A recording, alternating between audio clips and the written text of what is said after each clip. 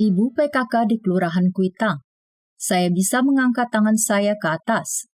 Pada Rabu sore, 4 Februari 2026, praktisi Falentava mendapat kesempatan untuk memperkenalkan Falentava dan latihannya kepada sekitar 50 kader pemberdayaan dan kesejahteraan keluarga PKK di Kelurahan Kuitang, Jakarta Pusat.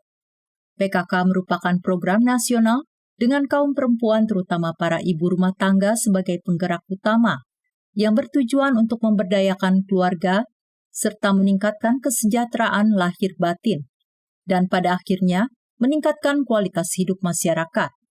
Salah satu program pokok PKK adalah meningkatkan kesehatan para anggotanya. Dalam kaitan ini, praktisi diundang untuk memperkenalkan perangkat latihan Falentava. Setelah kata sambutan dan pidato dari ketua dan para pengurus PKK Kelurahan Kuitang, praktisi diberikan waktu sekitar 15 menit untuk mempresentasikan secara singkat apa itu Falentava. Prinsip bimbingannya, sejati baik sabar, dan buku panduannya Cuan Falen.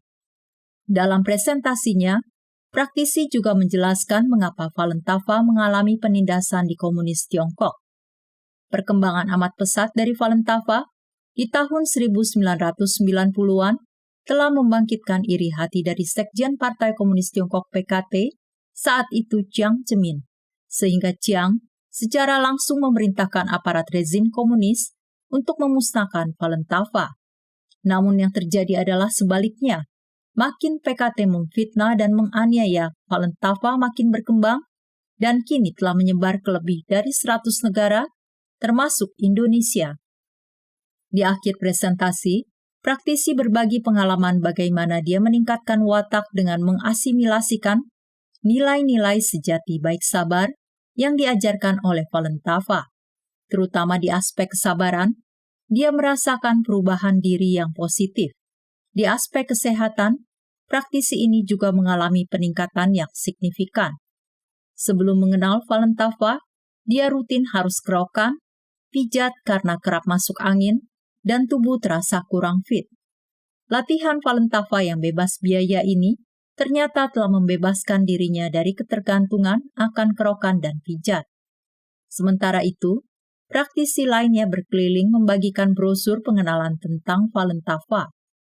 Kemudian acara dilanjutkan dengan bersama-sama melakukan perangkat latihan ke-1 hingga ke-5. Setelah latihan, beberapa kader PKK yang sebelum latihan merasa pegal atau tangan terasa sakit, sekarang merasa tubuhnya lebih ringan. Ada seorang ibu merasakan tubuhnya hangat saat berlatih. Ada yang merasa area di sekitar dada terasa panas. Praktisi menjelaskan bahwa berbagai fenomena yang dirasakan itu merupakan hal yang baik, bahwa latihan Falentava ini dapat memurnikan tubuh dan pikiran. Seorang ibu mengatakan, hari itu tangannya terasa sakit sehingga sulit mengangkat tangannya ke atas. Tetapi setelah latihan, dia berkata, "Saya bisa mengangkat tangan saya ke atas." Dia kemudian menggerak-gerakkan tangannya ke atas di hadapan praktisi. Setelah sesi latihan, acara ditutup dengan foto bersama. Beberapa kader PKK juga menanyakan tempat latihan terdekat rumah mereka. Petisi untuk menghentikan perampasan organ di Tiongkok. Selama Desember 2025 hingga Januari 2026, para praktisi Falentava di Kota Malang melakukan pengumpulan tanda tangan masyarakat bagi petisi yang menyerukan agar pengambilan organ tubuh secara paksa dari praktisi Falentava di daratan Tiongkok dihentikan.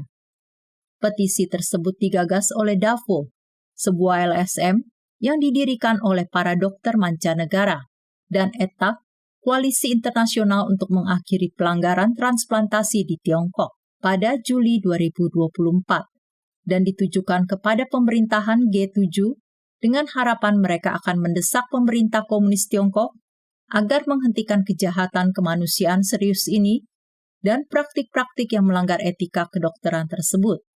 Selama lebih dari 1,5 tahun terakhir, sebanyak lebih dari 550.000 tanda tangan telah terkumpul di berbagai negara. Tahun 2019, China Tribunal di London Pengadilan Independen Atas Tiongkok menyatakan, dari bukti-bukti yang ada, praktisi Falun Gong telah menjadi korban dan sumber terbesar bagi industri transplantasi organ Tiongkok. Dukungan masyarakat di Kota Malang. Selama proses pengumpulan tanda tangan untuk petisi tersebut, beberapa penandatanganan menyampaikan dukungan mereka bagi upaya-upaya damai praktisi dalam menghentikan kejahatan kemanusiaan serius ini di daratan Tiongkok. Tata, seorang mahasiswi, berkata, terkait pengambilan organ tubuh, khususnya dari praktisi Falun Tafa yang berlatih kultivasi jiwa raga sesuai prinsip alam sejati, baik dan sabar, itu sangat bertentangan dengan HAM. Apalagi sejatinya manusia di dunia itu dilindungi oleh hukum.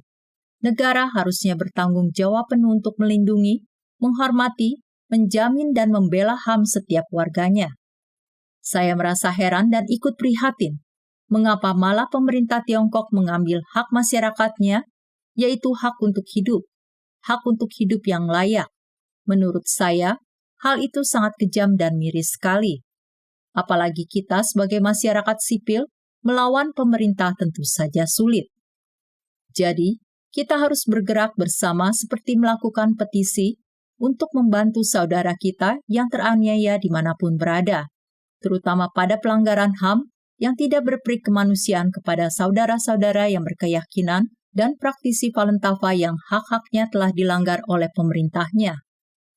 Gus Sofia, perempuan asal Madura yang tengah berkunjung ke Kota Malang, turut menandatangani petisi tersebut. Dia berkata, setiap manusia berhak hidup bebas dan setara. Saya melihat pengambilan organ secara paksa ini sangat miris, sangat tidak manusiawi, dan tidak terima. Keluarga yang mengalami kecelakaan saja sangat sedih, apalagi pengambilan paksa organ tubuh ini dilakukan pada orang-orang yang berkeyakinan dan mempraktikkan sejati baik dan sabar. Sungguh kejam sekali. Semoga dengan petisi ini, pelanggaran HAM bagi para korban yang tidak manusiawi ini segera ditindaklanjuti, diberantas, dan dihentikan secara tuntas. Agar ke depannya terwujud masyarakat yang harmonis, aman, tentram, sejahtera, dan bahagia, tanpa adanya kekerasan yang kejam dan jahat seperti yang dilakukan oleh pemerintah Tiongkok. Vira Agustia, magister di bidang sains, menyampaikan pandangannya. Saya menyatakan setuju dan mendukung penuh petisi ini. Praktik pengambilan organ paksa yang diduga terjadi secara sistematis di Tiongkok merupakan pelanggaran serius terhadap hak asasi manusia, hukum internasional, dan prinsip dasar etika kedokteran. Jika tuduhan ini benar dan terus berlangsung tanpa akuntabilitas, maka hal tersebut mencerminkan kegagalan komunitas global dalam menjalankan tanggung jawab moral untuk melindungi kemanusiaan. Pengambilan organ tanpa persetujuan, terutama terhadap kelompok yang ditahan karena keyakinan atau identitas mereka, khususnya yang berlatih kultivasi jiwa raga Falun Tafa, bukan hanya kejahatan medis, tetapi juga bentuk kekerasan struktural yang dapat dianggap sebagai kejahatan terhadap kemanusiaan, bahkan genosida. Dunia internasional tidak seharusnya menutup mata atas praktik ini demi kepentingan politik atau ekonomi. Oleh karena itu, langkah-langkah konkret seperti investigasi independen, penguatan kerjasama medis, serta tekanan diplomasi yang tegas harus segera dilakukan. Diam dan bersikap netral dalam situasi ini sama artinya dengan membiarkan kejahatan tersebut terus berlanjut. Kemanusiaan, martabat manusia, dan etika global harus ditempatkan di atas segala kepentingan lainnya. Dan banyak lagi dukungan moral yang praktisi terima dari orang-orang yang baik hati. Budiati, praktisi Falun Tafa di Kota Malang, berkata, saya berharap lebih banyak orang akan mengetahui adanya kejahatan kemanusiaan seperti ini, yang dilakukan secara sistematis oleh Partai Komunis Tiongkok. Hanya melalui upaya bersama, kita dapat menghentikan wisata transplantasi ke Tiongkok dan praktik-praktik transplantasi organ ilegal di Tiongkok ini.